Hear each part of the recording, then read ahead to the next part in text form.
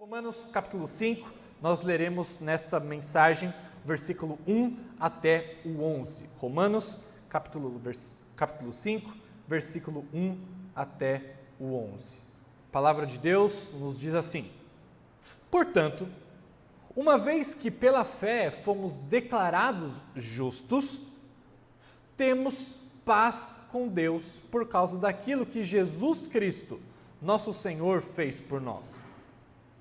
Foi por meio da fé que Cristo nos concedeu esta graça que agora desfrutamos com segurança e alegria, pois temos a esperança de participar da glória de Deus. Também nos alegramos ao enfrentar dificuldades e provações, pois sabemos que contribuem para desenvolvermos perseverança. E a perseverança produz caráter aprovado. E o caráter aprovado fortalece nossa esperança. E essa esperança não nos decepcionará, pois sabemos quanto Deus nos ama. Uma vez que Ele nos deu o Espírito Santo para nos encher o coração com o seu amor. Quando estávamos completamente desamparados, Cristo veio na hora certa e morreu por nós, pecadores. É pouco provável que alguém morresse por um justo, embora talvez alguém se dispusesse a morrer por uma pessoa boa. Mas Deus prova seu grande amor ao enviar Cristo para morrer por nós, quando ainda éramos pecadores. E uma vez que fomos declarados justos por seu sangue, certamente seremos salvos da ira de Deus por meio dele. Pois se quando ainda éramos inimigos de Deus, nosso relacionamento com Ele foi restaurado pela morte de seu Filho, agora que já estamos reconciliados, certamente seremos salvos por sua vida. Agora, portanto, podemos nos alegrar em Deus com quem fomos reconciliados por meio de nosso Senhor Jesus Cristo. Essa é a palavra do Senhor. Esse texto, ele responde a seguinte pergunta: como posso saber, ou posso mesmo contar com essa graça que Paulo já vem trabalhando desde o capítulo 3? Posso ter mesmo segurança da minha salvação? Então esse texto é a resposta para isso.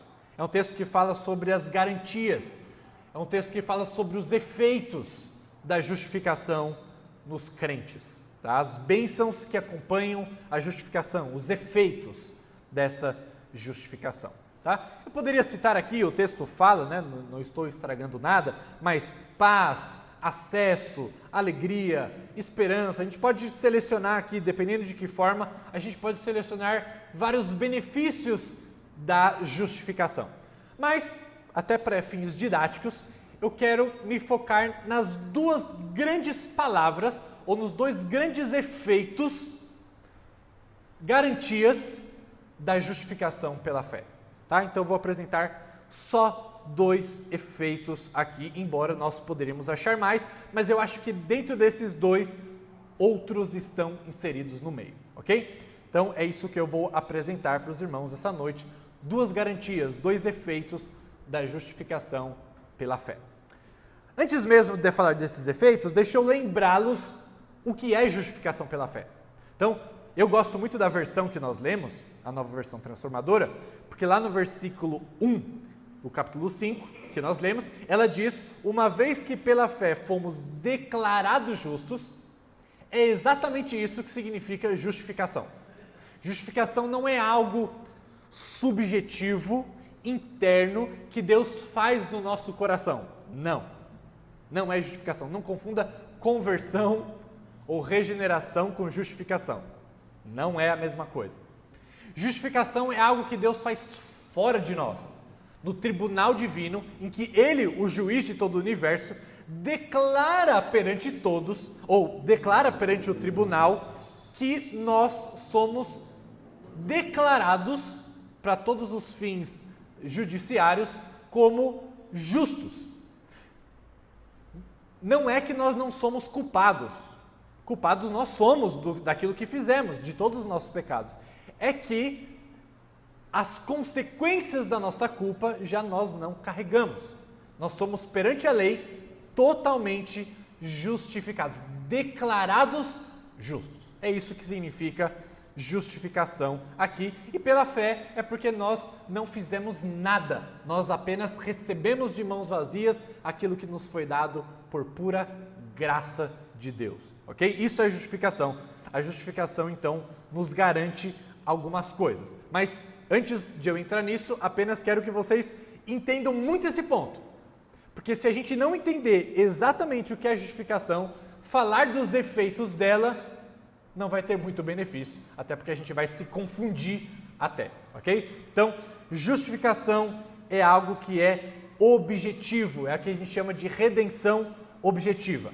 Não é uma experiência, não é um sentimento, ok? Conversão é experiência, conversão tem sentimento, mas os efeitos da justificação, eles são dados numa experiência, numa realidade objetiva, em que Deus nos declara pelo que Cristo fez na cruz, ok? Então não tem nada a ver com como você sente, o que você experimenta ou não. Justificação acontece fora de nós. Agora, mesmo acontecendo fora de nós, ela traz implicações, ela traz reações, ela traz efeitos na nossa vida, e é esses efeitos que agora, 2 deles, eu vou mencionar até o restante dessa mensagem. O primeiro efeito da justificação na vida dos crentes é acesso a Deus pela paz com Deus. Acesso pela paz, ok?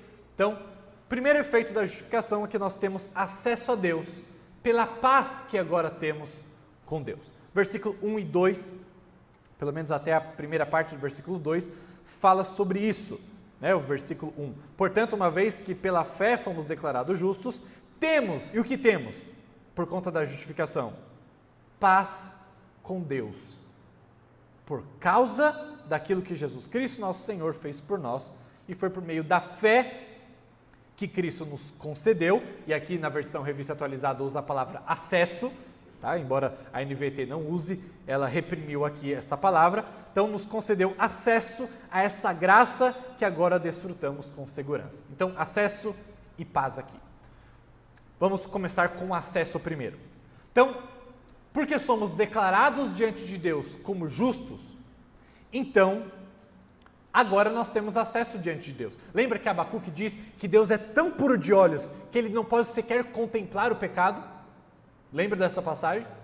Então, nós não teríamos acesso diante de um Deus 3 vezes santo se tivéssemos qualquer culpa, qualquer consequência do pecado ainda sobre nós, ok? Então, para termos acesso diante de Deus, Deus precisaria lidar primeiro com aquilo que nos afastava dele, que era o nosso pecado. Agora temos acesso a Deus, e temos acesso a qualquer momento. Inclusive, isso me faz lembrar uma mensagem, uma pregação do pastor Tim Keller, que ele fala como que os crentes deveriam lidar com o acesso que tem a Deus por meio da oração. Ele diz assim: só uma criança muito ingênua, com uns 3 anos de idade, acordaria um rei no meio da madrugada para incomodá-lo para pedir um copo d'água. E essa criança precisaria ser seu filho, porque qualquer outra criança não teria acesso ao rei no seu palácio. E ele diz: é exatamente esse tipo de acesso que temos diante de Deus. Uma confiança de uma criança de 3 anos acordando o rei de todo o universo para pedir um copo d'água. É isso que nos foi conquistado por Cristo. É esse tipo de acesso que eu e você temos, que talvez diante de qualquer rei ou autoridade nesse mundo nós não teríamos, mas diante do maior rei, da maior autoridade, é esse tipo de acesso que temos. Mas temos esse acesso por conta que nos foi conquistada a paz com Deus.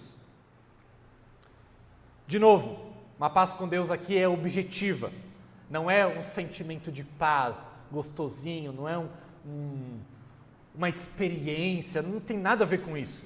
Não é emocional a paz aqui. A paz com Deus aqui quer dizer que outrora estávamos em guerra com Deus. A Bíblia diz que nós éramos odiadores de Deus e que Deus necessariamente precisava nos odiar, porque somos maus. Mas, por conta do que Cristo faz naquela cruz, Deus já não está mais em guerra contra nós. E já não estamos mais em guerra contra Deus. Essa é a paz que nos dá acesso à presença de Deus. Isso tem uma implicação prática. Sabe as dores e dificuldades da sua vida? Essas que nós passamos com bastante frequência até. Dores e dificuldades na vida não são resultados da ira de Deus sobre mim ou sobre você. Principalmente, estou falando com você que é filho de Deus, com você que é cristão, salvo e perdoado por Jesus. As dores, as dificuldades, as angústias da vida não são castigos de Deus sobre você. Não são reflexos da ira de Deus sobre você, porque nós estamos em paz com Deus. Nós somos plenamente reconciliados com Ele por meio de Jesus. Qualquer dificuldade que nós temos em nossa vida, ao lidarmos com ela, nós não deveríamos lidar com ingratidão e nem como se Deus não nos amasse ou como se Deus estivesse irado conosco, nos castigando por conta de algum pecado. Isso não cabe com aqueles que são reconciliados com Deus. Existe uma outra forma de lidarmos com as dificuldades na vida, é o que Paulo vai falar daqui a pouco, mas eu vou chegar lá. Portanto, paz é reconciliação. E por conta da reconciliação que temos com Deus, temos acesso a Ele. Então esse é o primeiro efeito, essa é a primeira garantia da justificação. Meus irmãos, temos acesso a Deus, podemos orar, podemos entrar na presença dEle com confiança e ousadia, não por conta dos nossos méritos, mas pelos méritos de Jesus. E por isso não encaramos as dificuldades da vida como se Deus estivesse se irando conosco, muito pelo contrário. Paz é a alegria em repouso, a alegria é a paz a dançar. Eu vi essa mensagem, essa citação no livro hoje, enquanto eu lia, e eu achei bem próprio para essa mensagem. Paz é a alegria em repouso, alegria é a paz a dançar. Em segundo lugar, eu introduzi aqui uma nova palavra, alegria.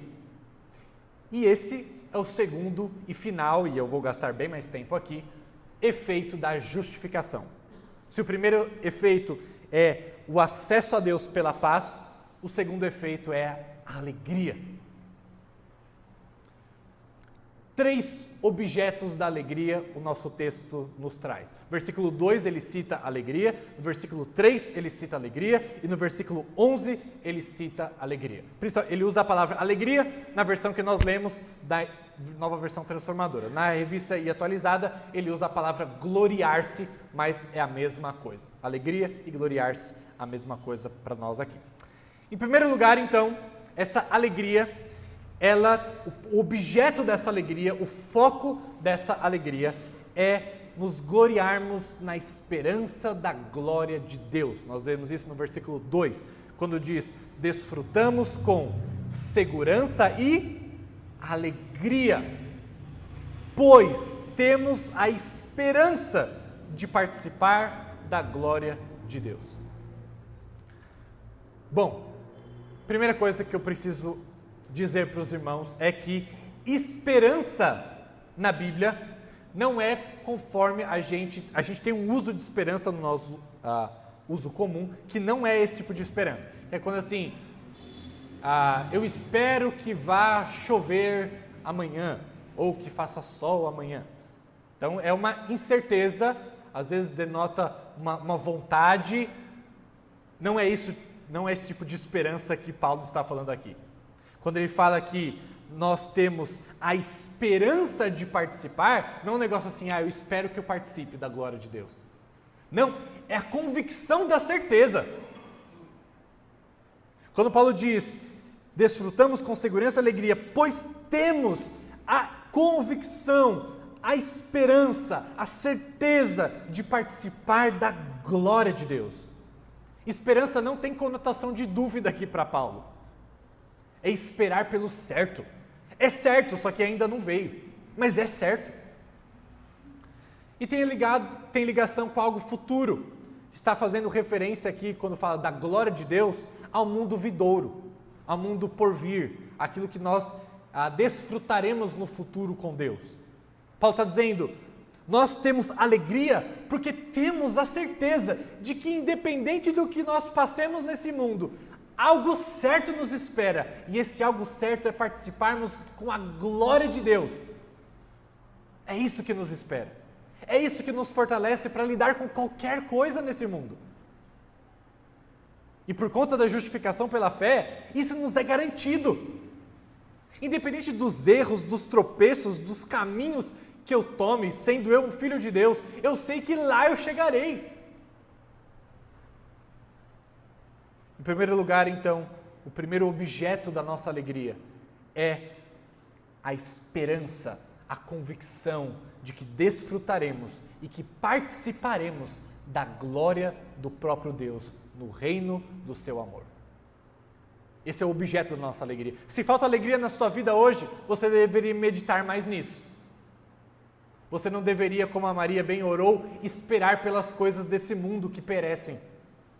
Nós deveríamos colocar a nossa mente nas coisas que não perecem, no reino vindouro. E aí podemos encontrar alegria. Alegria mesmo em meio a doenças e morte.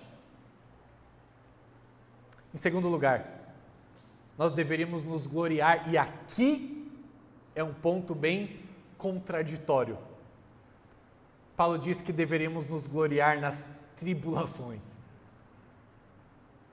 Na versão que nós lemos, fala, também nos alegramos ao enfrentar dificuldades e provações. Versículo 3.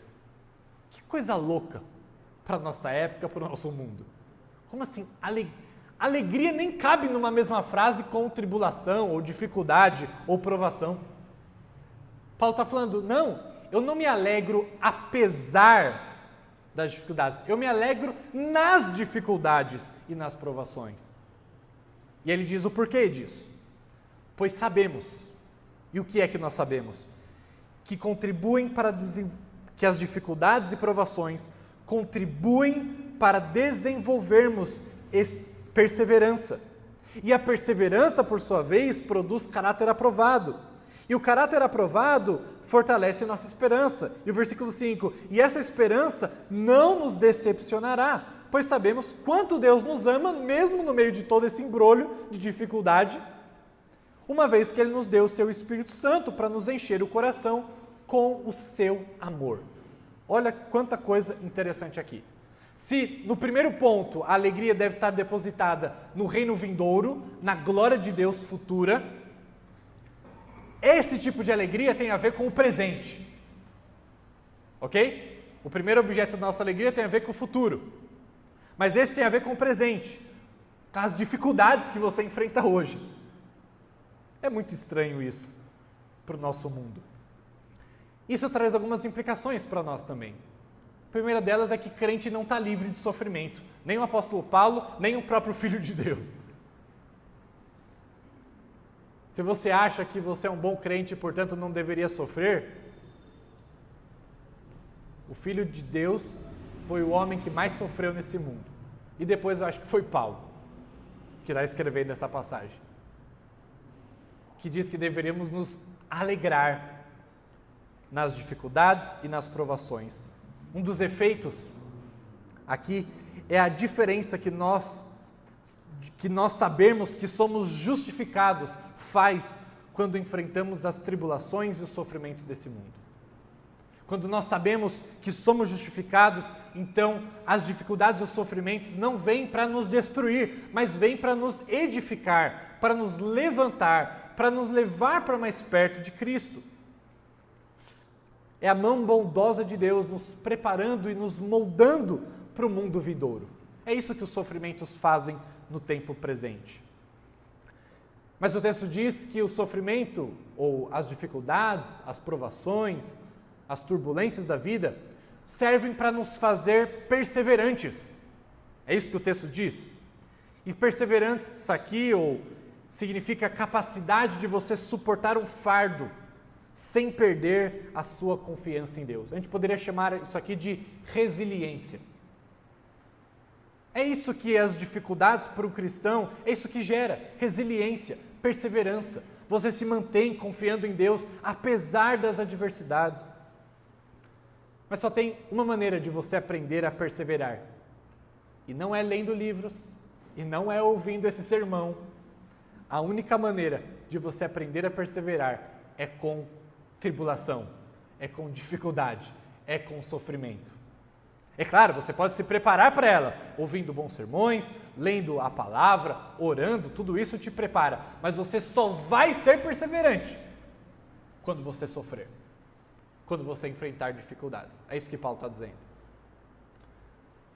A perseverança produz, por sua vez, experiência, ou poderíamos traduzir até por caráter. Mas a ideia de experiência aqui tem a ver mais com a ideia de você ter sido experiente naquilo mesmo, de você ganhar autoridade, inclusive, para ajudar outras pessoas que passam por a mesma coisa. Você já se tornou alguém perseverante, com a experiência agora você adquiriu experiência e você já tem autoridade, inclusive, para ajudar as pessoas. O seu caráter foi moldado por aquela perseverança.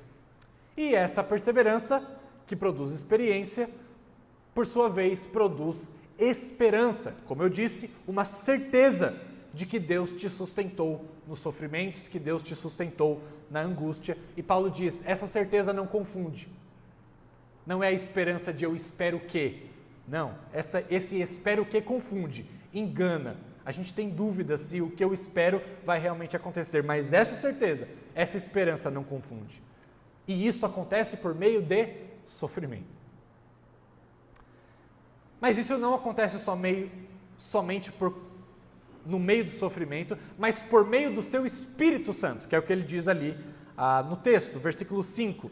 E essa esperança não nos decepcionará, pois sabemos quanto Deus nos ama. Perceba o que ele está falando.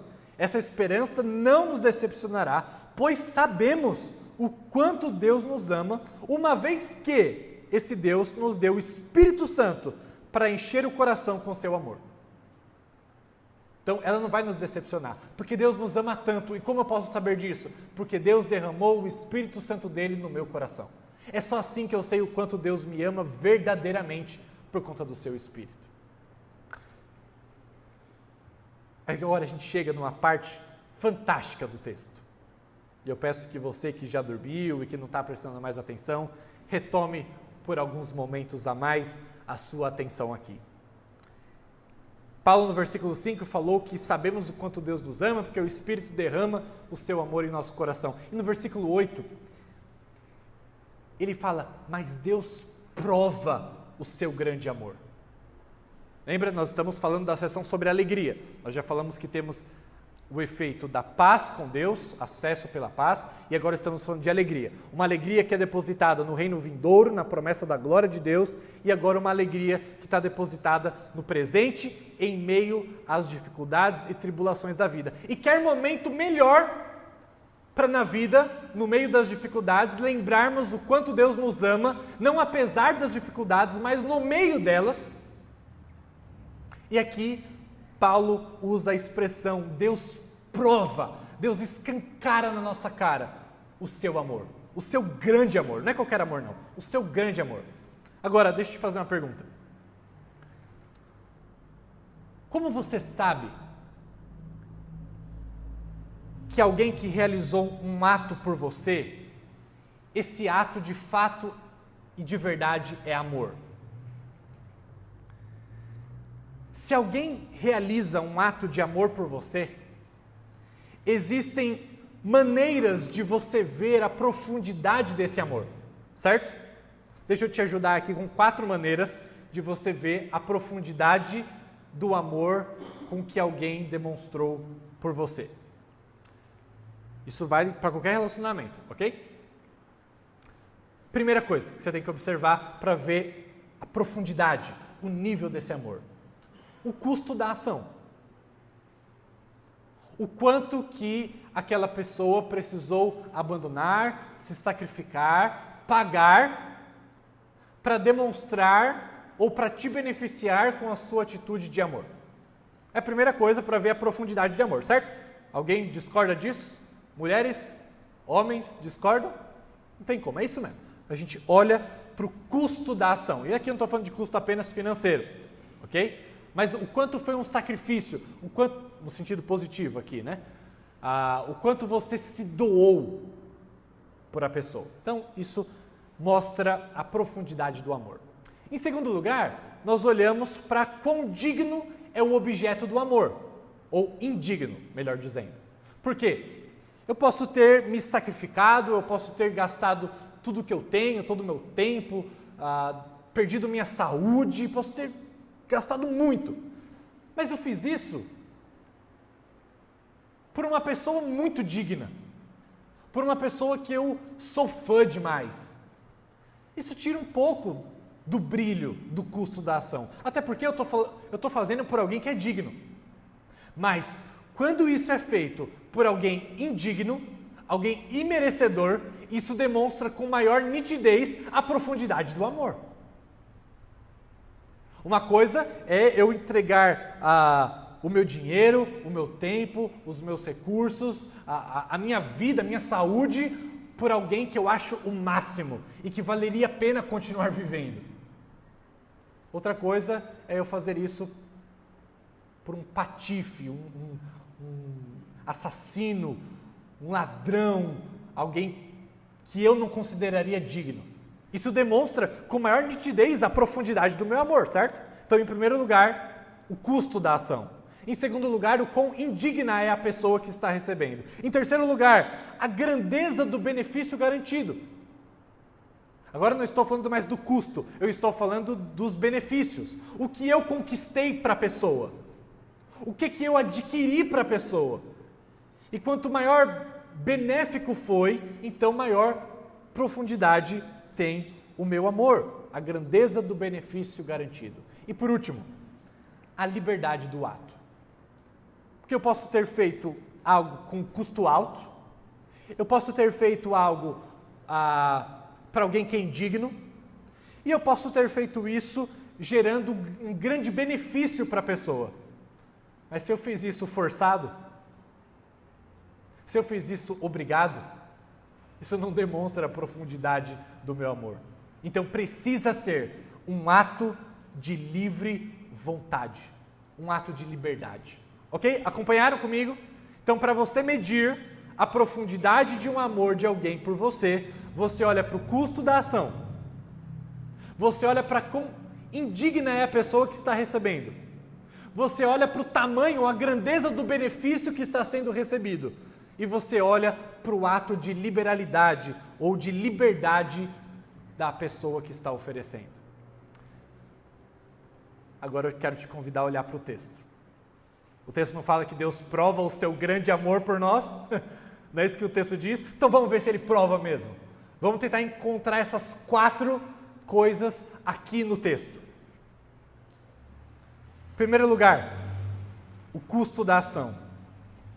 Versículo 6 diz: Cristo veio na hora certa e morreu por nós. Esse foi o custo da ação. Versículo 8 diz: Mas Deus prova seu grande amor ao enviar Cristo para morrer por nós. Versículo 9: Fomos declarados justos por seu sangue, significa morte. Versículo 10: Nosso relacionamento com Ele foi restaurado pela morte do seu Filho. Paulo não poupa o uso da palavra morte aqui.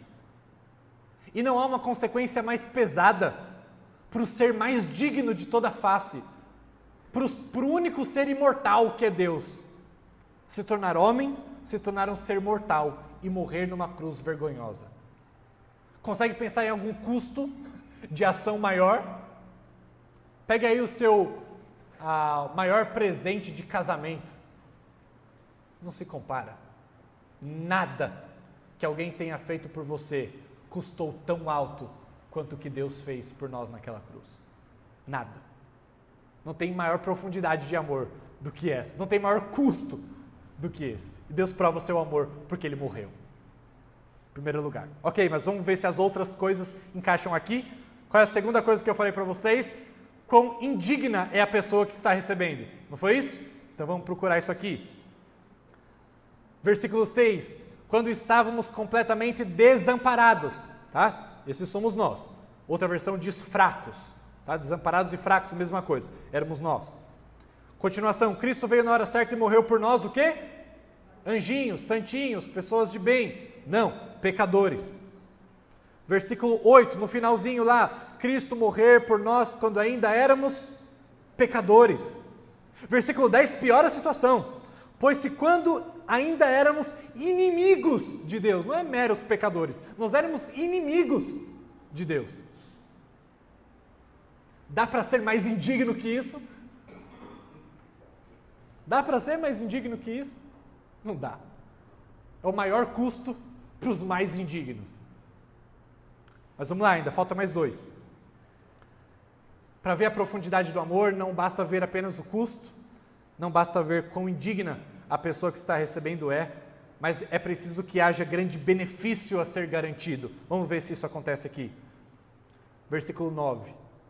E uma vez que fomos declarados justos por seu sangue, olha só o benefício, certamente, com toda certeza, seremos salvos da ira de Deus.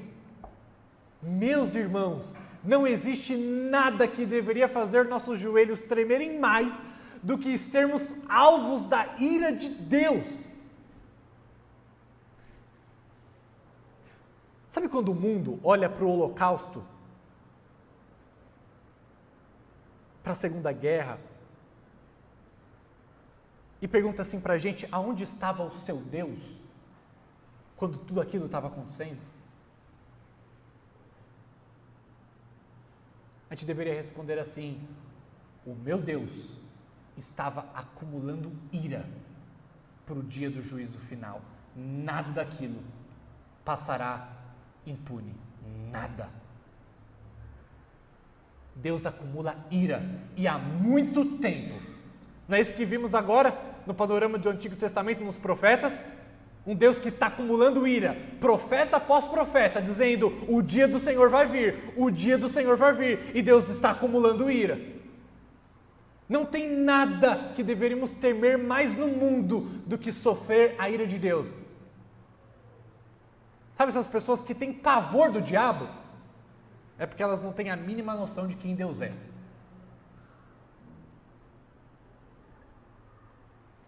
Mas o texto diz, benefício, certamente seremos salvos da ira de Deus. Não é talvez, para usar uma gíria aqui popular, não é se pá. Se pá a gente se livra da ira de Deus. Talvez. Não, é certamente. Não teremos nada da ira de Deus, porque Jesus bebeu todo o cálice da ira de Deus. Meus irmãos, se isso não é motivo para a nossa alegria, o que mais pode ser? É que a gente esquece, a gente não vive à luz dessa realidade. Versículo 10. Quando ainda éramos inimigos de Deus, nosso relacionamento com Ele foi restaurado. Olha que benefício, nosso relacionamento com Deus, quando éramos inimigos, foi restaurado. E já estamos reconciliados e certamente seremos salvos por sua vida. Então vamos lá. O custo maior, a vida de Deus. Para os mais indignos. Em terceiro, os maiores benefícios. Mas ainda falta um. Precisa ser um ato de liberdade. Cristo e Deus não podem ter feito isso de maneira obrigada. Olha só o que o versículo 7 diz. É pouco provável que alguém morresse por um justo. Ninguém sai aí morrendo por pessoas justas. Embora, talvez, alguém se dispusesse a morrer por uma pessoa justa, por uma pessoa boa. Não é comum, mas pode acontecer. Ah, não, essa pessoa não merece isso, eu me disponho a morrer no lugar dela. Repare na palavra se dispusesse. Paulo aqui está comparando o que Deus fez por nós.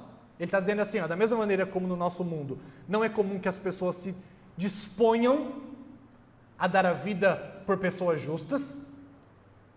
Deus se dispôs, essa é a ideia subentendida aqui. Isso não é comum no mundo. As pessoas não se prontificam a morrer nem por pessoas justas, salvo exceções. Mas Deus se dispôs a morrer por inimigos, pecadores, que não eram justos, que não mereciam o seu amor. Deus fez isso de ato de livre vontade, não obrigado de alguma forma a nós, mas porque Ele quis. Essa é a palavra-chave aqui, Ele se dispôs e prova o seu grande amor ao enviar o seu Filho, que veio por livre vontade, embora tenha sido enviado pelo seu Pai. O maior custo para os mais indignos, para os maiores benefícios, com a maior liberalidade de todas e liberdade. Portanto, podemos nos alegrar nas dificuldades. Por quê? Porque se tudo isso é real, como eu vou olhar para minha conta no banco, para quanto a minha saúde está em dia ou não, por meu status no trabalho, para a maneira como eu me vejo ou deixo de me ver? Qual é a importância disso? Se eu tenho esse tipo de amor, é isso que Paulo está dizendo. Paulo está dizendo, as dificuldades, tendo em vista esse tipo de amor, te fazem só mais perseverantes, te fazem mais perto desse Deus. Mas isso o mundo não pode conhecer, porque o mundo não conhece esse amor que nos é derramado pelo Espírito. Portanto, o crente deveria ser aquela pessoa alegre. Alegre, porque nenhuma dessas coisas, esse tipo de amor não pode ser tirado de nós. Mas tem um terceiro objeto da nossa alegria, aqui no versículo 11, no final do texto, ele fala: agora, portanto, podemos nos alegrar em Deus. Então ele falou sobre alegrar lá, em primeiro lugar, devemos nos alegrar na esperança da glória de Deus, mundo vindouro. Devemos nos alegrar nos sofrimentos, nas tribulações do tempo presente, porque Deus prova o seu amor por nós. Mas podemos nos alegrar no próprio Deus. Olha como ele diz no versículo 11: com quem fomos reconciliados por meio de nosso Senhor Jesus Cristo. No final das contas, o que ele está querendo dizer é: podemos nos alegrar na pessoa de Deus, que é o Evangelho da reconciliação. Mostra o que Jesus fez, mostrar o que Jesus fez por mim e por você, é a grande razão da alegria que nós devemos ter nesse mundo. O Evangelho lhe dá alegria porque, em primeiro lugar, ele mostra a você que a magnitude do perigo que você estava era tão grande, você estava para receber a ira de Deus. E a magnitude do problema era tão grande que faz os seus outros problemas parecerem nada perto daquele perigo que você teria recebido em comparação com esses problemas que você tem hoje. Nada se compara com receber a ira de Deus, que o próprio Filho de Deus resolveu receber no nosso lugar. Devemos ter alegria em Deus por conta disso. O Evangelho também nos dá alegria porque ele mostra o que Jesus fez por mim e por você. E eu e você podemos olhar para o que Jesus fez, para o que Jesus desistiu. Lá em Filipenses 2 fala isso de uma maneira maravilhosa. E ver como Deus, em Jesus, resolveu perder a alegria para poder enchê-lo de alegria infinita. Embora, no final das contas, o autor de Hebreus diga que Jesus fez o que fez por conta da alegria futura que lhe estava proposta. Mas não pense que foi muito alegre Jesus estar sendo humilhado e crucificado naquela cruz. A alegria vem depois, por ver os frutos do seu sacrifício, mas a cruz não foi agradável para Jesus. Deixa eu te falar uma coisa, enquanto você medita sobre isso, enquanto você ora por isso, o Espírito Santo, que é o responsável da parte de Deus por fazer com que tenhamos esse tipo de alegria, ele pode fazer o seu coração transbordar. Eu não estou falando que a sua situação precisa mudar. Eu não estou dizendo que você precisa receber um telefonema amanhã dizendo que conseguiu o seu emprego de volta, que o seu familiar doente vai ser restaurado, que você vai emagrecer os quilos que você quer emagrecer, que você vai se tornar a pessoa mais benquista aonde você vive, que você vai conquistar todos os seus sonhos, fazer as viagens que você sempre planejou. Não estou falando nada disso. A solução para a nossa alegria é que o Espírito Santo derrame em nosso coração a certeza e a convicção de que somos amados desse jeito. É esse tipo de amor que você buscou a vida inteira e não achou, e você só pode encontrar em Deus. Eu não quero que isso seja muito espirituoso, muito algo inalcançável. Meus irmãos, isso é real, essa é a alegria que eu e você podemos ter hoje. Mas a gente vive vidas tristes. Nós somos as pessoas mais ricas do mundo, mas vivemos como as mais pobres. É assim que funciona. Está disponível. Pelo Espírito Santo de Deus está disponível para mim e para você. Mesmo nas dificuldades. Porque temos acesso a Deus pela paz. E temos alegria nas coisas do futuro, da glória de Deus. Temos alegria nas tribulações do presente e temos alegrias no próprio Deus, no Evangelho de Jesus Cristo. Vamos orar.